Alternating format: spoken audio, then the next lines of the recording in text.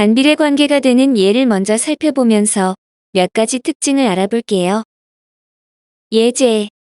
한 개의 수도꼭지로 12시간을 사용하면 채워지는 물통이 있을 때 수도꼭지 X개를 사용하여 물통을 채우는 시간을 Y시간이라 하고 표를 만들어 보면 수도꼭지가 한 개이면 12시간이 걸리고 수도꼭지가 두 개이면 시간은 2분의 1로 줄어서 6시간이 걸리고 수도꼭지가 세 개이면 시간은 3분의 1로 줄어서 4시간이 걸리며 나머지는 다음과 같아요.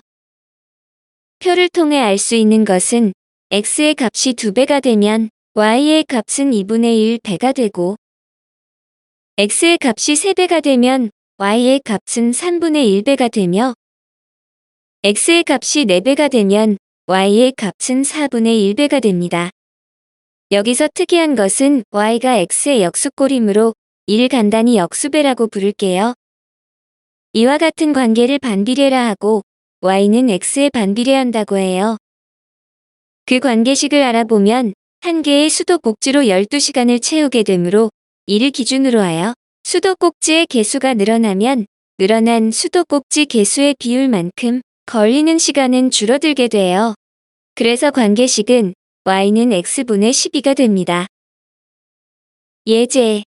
360쪽인 책을 하루에 x쪽씩 y일 동안 읽을 때 먼저 다음과 같은 표를 만들어 보면 하루에 한 쪽씩 읽으면 360일이 걸리고 하루에 두 쪽씩 읽으면 걸리는 날은 2분의 1로 줄어서 180일이 걸리고 하루에 세 쪽씩 읽으면 걸리는 날은 3분의 1로 줄어서 120일이 걸리며 나머지는 다음과 같아요. 표를 통해 알 수 있는 것은 x의 값이 2배가 되면 y의 값은 2분의 1배가 되고 x의 값이 3배가 되면 y의 값은 3분의 1배가 되며 x의 값이 4배가 되면 y의 값은 4분의 1배가 됩니다. 여기서도 마찬가지로 y가 역수배의 형태가 되죠. 그래서 y는 x에 반비례한다고 해요. 그 관계식을 알아보면 하루에 한 쪽씩 읽으면 360일이 걸리게 되므로 이를 기준으로 하여 하루에 읽는 쪽수가 늘어나면 늘어난 쪽수의 비율만큼 걸리는 날은 줄어들게 돼요. 그래서 관계식은 y는 x분의 360이 됩니다. 앞에 두 가지 예를 통하여 두 변수 사이의 관계에서 반비례한다는 의미를 알 수 있겠죠. 이제 반비례 관계에 대한 개념을 자세히 알아보도록 할게요. 반비례 관계란 x의 값이 2배, 3배, 4배가 되면 y의 값은 2분의 1배, 3분의 1배, 4분의 1배, 즉 역수배가 되는 관계를 말해요.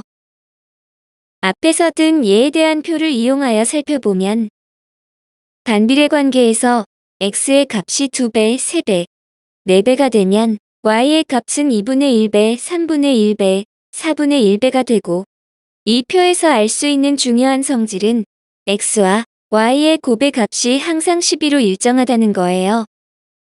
아래 표에서도 마찬가지로 반비례 관계가 되며 x와 y의 곱의 값이 항상 360으로 일정해져요. 그래서 반비례 관계인 두 변수에 대한 곱의 값은 항상 일정한 값을 가지게 됨을 알 수 있어요. xy는 12에 대하여 함수의 관계식으로 나타내기 위해 등식의 위대한 성질을 이용하여 양변을 x로 나누면 따라서 y는 x분의 12가 됩니다. 또한 아래에서도 마찬가지로 xy는 360에 대해서 양변을 x로 나누면 y는 x분의 360이 됩니다. 여기서 두 식에 대하여 분자인 12와 360은 변하지 않는 수인 상수가 되며 각각이 반비례 관계에서 곱의 값이 되는 수가 된다는 거예요. 참고로 곱의 값은 0이 될 수 없어요. 곱의 값이 0이 된다는 것은 x의 값이 2배, 3배, 4배가 되어도 y의 모든 값이 0이 되어야 하므로 두 변수는 반비례하지 않게 되지요. 이를 정리하면 반비례 관계에서는 곱의 값이 일정하므로 xy는 a가 되며 이때 a는 일정한 값인 상수가 됩니다. 반비례의 관계식을 간단히 나타내면 위의 식에서 양변을 x로 나누어 y는 x분의 a가 되며 여기서 상수 a는 0이 되면 안 된다고 했지요. 이 반비례의 관계식은 반드시 기억해 두세요. 앞으로 배우게 될 고등수학에서 유리함수의 기본형이 되며 이를 기준으로 하여 평행 이동이나 대칭 이동을 하여 변형한 그래프를 많이 다루게 될 거니까요. 반비례 관계인 아래표에서 x의 값에 따라 y의 값도 변하게 되므로 이를 변수라고 하지요. 이 변수 사이에서 12를 x로 나누면 y의 값이 돼요. 이와 같은 관계에서 이전의 강의에서 다루었던 함수에서의 마법의 상자가 기억이 나지 않나요? 두 변수에 대하여 들어오는 변수 x와 나오는 변수 y의 사이의 함수식은 y는 x분의 12가 된다고 했지요. 그렇다면 반비례 관계는 함수라고 불러도 되겠지요. 그래서 반비례 관계를 반비례 함수라 해요. 이젠 반비례 관계의 그래프에 대해 살펴볼까요? 예를 들어 넓이가 12인 직사각형의 가로와 세로의 길이를 각각 x, y라 할 때 직사각형의 넓이가 12이므로 가로의 길이가 1이면 세로의 길이는 12가 되고 가로의 길이가 2이면 세로의 길이는 2분의 1로 줄어서 6이 되고 가로의 길이가 3이면 세로의 길이는 3분의 1로 줄어서 4가 되며 나머지는 다음과 같아요. 이 표를 이용하여 좌표 평면을 나타내 볼게요. x축은 가로의 길이로 하고 y축은 세로의 길이로 하여 다음과 같이 나타낼 수 있어요. 직사각형의 넓이가 12가 되는 점 중에서 가로와 세로의 길이가 정수인 점에 대하여 좌표로 기입해 봤어요. 가로의 길이에 따른 세로의 길이의 그래프는 원점을 지나지 않는 곡선의 형태가 됨을 알 수 있으며 이 곡선 위에 있는 모든 점은 직사각형의 넓이 12를 만족시키게 됩니다. 또한 표에서 x의 값이 2배, 3배가 되면 y의 값은 2분의 1배, 3분의 1배가 되므로 반비례 관계임을 알 수도 있지만 그보다 먼저 두 변수의 곱이 항상 12로 일정하다는 것이 보여야 해요.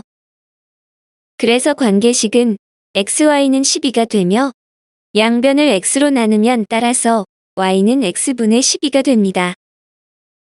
그런데 여기서 x와 y는 길이가 되므로 모두 양수에 해당하는 점을 그래프로 나타낸 거예요. 반비례 관계의 그래프는 잠시 후에 자세히 다루겠지만 y는 x분의 12의 그래프는 두 변수가 양수라는 조건이 없다면 일반적으로는 음수가 포함이 되므로 제1사분면에 있는 곡선 이외에 점 -12, -1, 점 -6, -2와 같이 제3사 분면에 있는 곡선이 하나 더 추가되어서 원점을 지나지 않고 원점에 대하여 대칭이 되는 한 쌍의 곡선이 반비례 관계의 그래프가 됩니다. 이제 반비례 관계인 y는 x분의 6의 그래프를 x의 값을 변화시켜 가면서 그려보기로 해요. 첫 번째는 x의 값이 정수이면 제1사분면에는 양수끼리 곱해서 6이 되는 정수점을 표시하고 제3사 분면에도 음수끼리 곱해서 6이 되는 정수점을 표시하면 다음과 같은 점들이 그래프가 되고 두 번째로 x의 값의 간격을 점점 더 작게 하면 정수인 점들 사이에 좀 더 조밀하게 점들이 위치하게 되며 세 번째로 x의 값이 0을 제외한 수 전체가 되면 무수히 많은 점들이 연속적으로 위치하게 되므로 원점을 지나지 않는 한 쌍의 곡선이 돼요. 따라서 y는 x분의 6의 그래프는 원점에 대하여 대칭이고 제1사 분면과 제3사 분면을 지나는 한 쌍의 곡선이 됩니다. 이번엔 반비례 관계인 y는 -x분의 6의 그래프를 x의 값을 변화시켜 가면서 그려보면 첫 번째는 x의 값이 정수이면 제2사분면에는 x가 음수, y는 양수인 두 수를 곱해서 -6이 되는 정수점을 표시하고 제4사 분면에도 x가 양수, y는 음수인 두 수를 곱해서 -6이 되는 정수점을 표시하면 다음과 같은 점들이 그래프가 되고 두 번째로 x의 값의 간격을 점점 더 작게 하면 정수인 점들 사이에 좀 더 조밀하게 점들이 위치하게 되며 세 번째로 x의 값이 0을 제외한 수 전체가 되면 무수히 많은 점들이 연속적으로 위치하게 되므로 원점을 지나지 않는 한 쌍의 곡선이 돼요. 따라서 y는 -x분의 6의 그래프는 원점에 대하여 대칭이고 제2사분면과 제4사분면을 지나는 한 쌍의 곡선이 됩니다. 이를 정리하면 반비례 관계인 y는 x분의 a의 그래프는 원점을 지나지 않고 원점에 대하여 대칭이 되는 한 쌍의 곡선이 되고 분자인 상수 a의 부호에 따라 지나게 되는 사분면이 달라져요. a가 양수인 y는 x분의 a의 그래프를 그려보면 먼저 x가 1일 때 y의 값이 양수인 a가 되므로 제1사분면에는 점 1, a를 반드시 지나는 곡선을 그린 후 제3사분면에는 원점에 대하여 대칭한 곡선을 그리면 돼요. 지난 정비례 관계에서 설명했던 증가와 감소에 대해 알아볼까요? 이 곡선은 위로 올라가는 것일까요? 아래로 내려오는 것일까요? 여기서도 마찬가지로 x의 값이 커지는 방향으로 진행하였을 때 그래프를 보고 판단한다고 했었죠. 그렇다면 이 곡선은 아래로 내려오는 그래프가 되죠. 그래서 그래프 위에 서로 다른 두 점을 선택하였을 때 이 두 점에 대하여 x의 값이 증가할 때 y의 값은 감소하는 곡선이 됩니다. 이제 a가 양수인 반비례 관계의 그래프를 정리해 볼게요. 먼저 제1사분면과 제3사분면을 지나는 곡선이 되는데 여기서 주의해야 할 것은 이 곡선은 반드시 좌표축과는 만나지 않게 그려야 한다는 거예요. 이때 x와 y의 값은 0이 될 수 없어요. 왜냐하면 x와 y를 곱해서 0이 아닌 상수 a가 나와야 하는데 x와 y의 값이 0이 되면 안 되잖아요. 또한 x의 값이 증가하면 y의 값은 감소하게 됩니다. 이 역시도 그래프의 진행 방향을 떠올려야겠죠? 이러한 증가와 감소의 관계는 앞으로 배울 모든 함수의 그래프에 대해 적용이 되므로 그 기준을 잘 기억해 두어야 해요. 그래프의 증가와 감소의 기준은 x의 값이 커지는 방향으로 진행하였을 때라는 것을 다시 한번 강조해요. 이번엔 a가 음수인 y는 x분의 a의 그래프를 그려보면 먼저 x가 1일 때 y의 값이 음수인 a가 되므로 제4사분면에 점 1, a를 반드시 지나는 곡선을 그린 후 제2사분면에는 원점에 대하여 대칭한 곡선을 그리면 돼요. 이 곡선은 진행 방향에 따라 위로 올라가는 그래프가 되고 또한 그래프 위에 서로 다른 두 점을 선택하였을 때 이 두 점에 대하여 x의 값이 증가할 때 y의 값도 증가하는 곡선이 됩니다. 이제 a가 음수인 반비례 관계의 그래프를 정리해 볼게요. 먼저 제2사분면과 제4사분면을 지나는 곡선이 되는데 여기서도 마찬가지로 주의해야 할 것은 이 곡선은 반드시 좌표축과는 만나지 않게 그려야 한다는 거예요.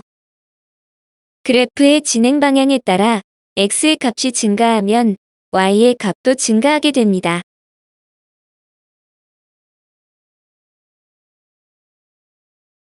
참고로 y는 x분의 a의 그래프는 a의 절대값이 클수록 원점에서 점점 더 멀어지게 돼요.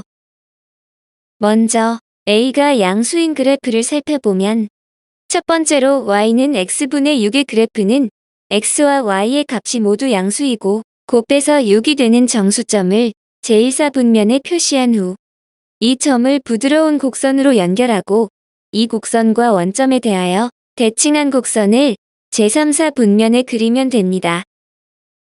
두 번째로 y는 x분의 12의 그래프는 x와 y의 값이 모두 양수이고 곱해서 12가 되는 정수점을 제1사분면에 표시한 후 이 점을 부드러운 곡선으로 연결하고 이 곡선과 원점에 대하여 대칭한 곡선을 제3사분면에 그리면 됩니다. 따라서 반비례 관계의 그래프는 양수 a에 대하여 a의 절대값이 클수록 원점에서 점점 더 멀어짐을 알 수 있어요. 이번엔 a가 음수인 그래프를 살펴보면 첫 번째로 y는 마이너스 x분의 8의 그래프는 x의 값이 양수, y의 값이 음수이고 곱해서 마이너스 8이 되는 정수점을 제4사 분면에 표시한 후 이 점을 부드러운 곡선으로 연결하고 이 곡선과 원점에 대하여 대칭한 곡선을 제2사 분면에 그리면 됩니다.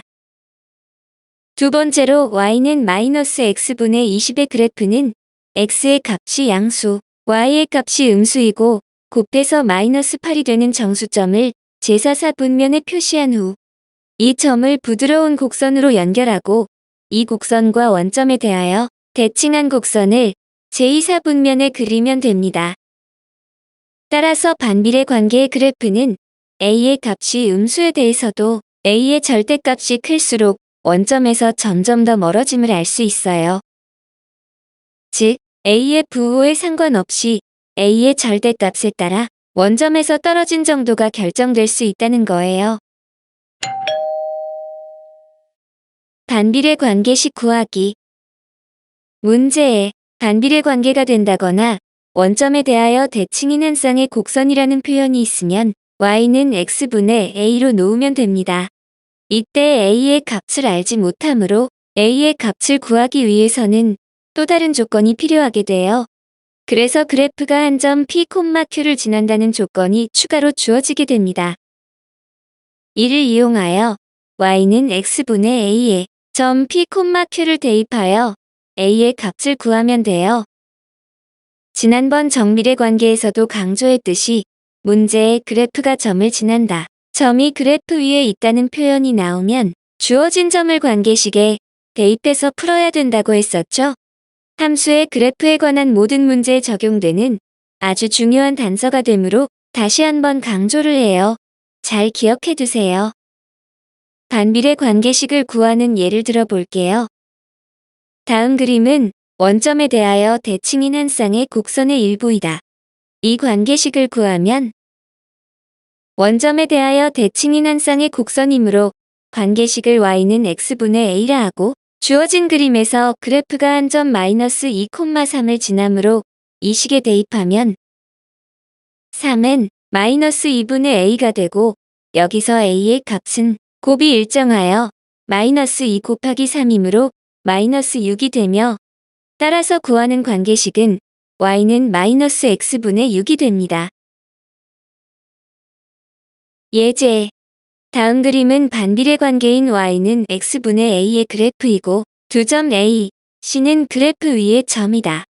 네 점이 모두 좌표축과 평행한 직사각형 ABCD의 넓이가 24일 때 상수 a의 값은 반비례의 그래프가 원점에 대하여 대칭이어서 이에 접하고 있는 직사각형 또한 원점 대칭이 되므로 직사각형은 좌표축에 의하여 4등분이 되죠.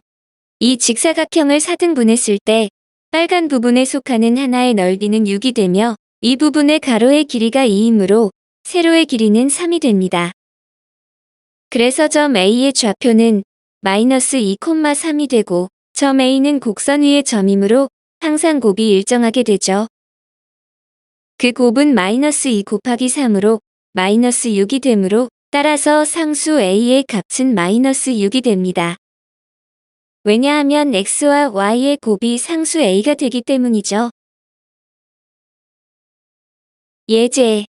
다음 그림과 같이 정비례 관계인 y는 2x의 그래프와 반비례 관계인 y는 x분의 a의 그래프가 점 2,b에서 만날 때 상수 a, b의 값은 점 2,b는 두 그래프 위의 점이므로 대입을 해서 풀어야 해요. 그런데 정비례 관계식에 먼저 대입을 해야 할까요? 아님 반비례 관계식에 먼저 대입을 해야 할까요? 여기서는 이 대입하는 순서가 아주 중요해요. 왜냐하면 순서가 바뀌게 되면 식들의 미지수를 바로 구하지 못하고 혼합되어 섞여 있게 되므로 학생들이 아주 혼란스러워하기 때문이에요. 점 2,b를 정비례 관계식 y는 2x에 먼저 대입을 해서 b의 값을 구하면 되는데 반대로 반비례 관계식 y는 x분의 a에 먼저 대입을 하면 a도 아직 모르는 상태인데 게다가 b까지 구해야 하므로 설상가상으로 어떻게 해야 할지 갈피를 잡지 못하는 경우가 생겨요. 그래서 구하는 순서는 점의 좌표를 A의 값이 없는 정비례 관계식에 먼저 대입한 후 이를 이용하여 B의 값을 구하고 나서 다시 이 점의 좌표를 구할 A의 값이 있는 반비례 관계식에 대입해서 구하면 됩니다. 즉, y는 2x에 점 2, b를 대입하면 b는 2 곱하기 2이므로 4가 되며 그러면 b의 값이 4이므로 교점의 좌표는 2, 4가 되고 이 점을 반비례 관계식 y는 x분의 a에 대입하면 되고 물론 반비례에서는 곱이 일정하므로 이를 이용하면 좀 더 쉽게 a의 값을 구할 수 있죠. 그래서 a의 값은 2 곱하기 4는 8이 됩니다.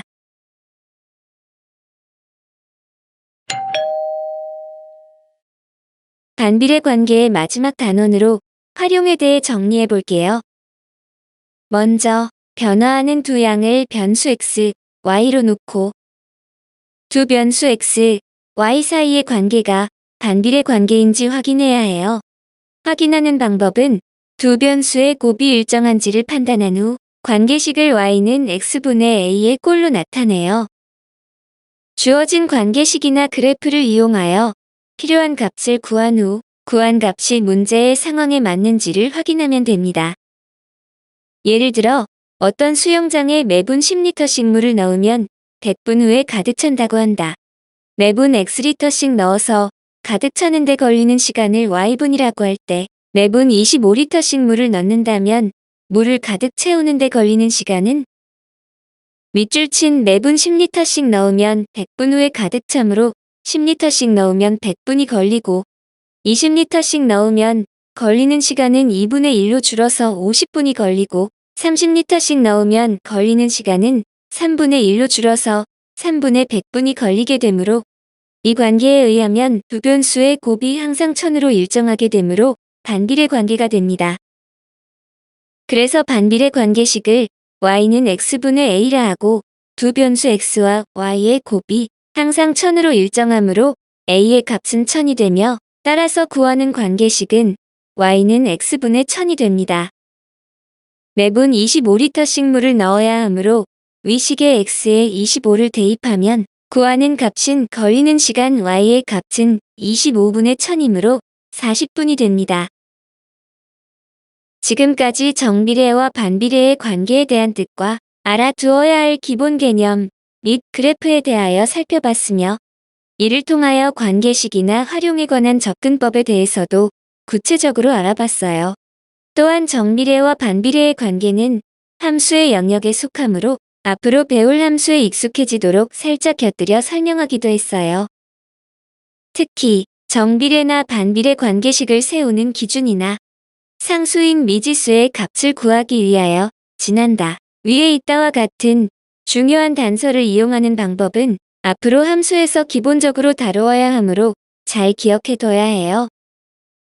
게다가 정비례 그래프는 중2 때 배울 1차 함수라는 직선과 연관성이 있고 또한 반비례 그래프는 고1 때 배울 유리함수의 기본 바탕이 됩니다. 앞으로 펼쳐지게 될 수많은 함수 세계에 대한 위대한 첫걸음을 방금 내딛게 되는 순간이 되었을 거예요. 함수 파트에 대한 강의를 한 번으로 끝내지 말고 여러 번 복습해서 함수를 보다 친숙하게 만들어서 이에 대한 자신감을 키워보세요.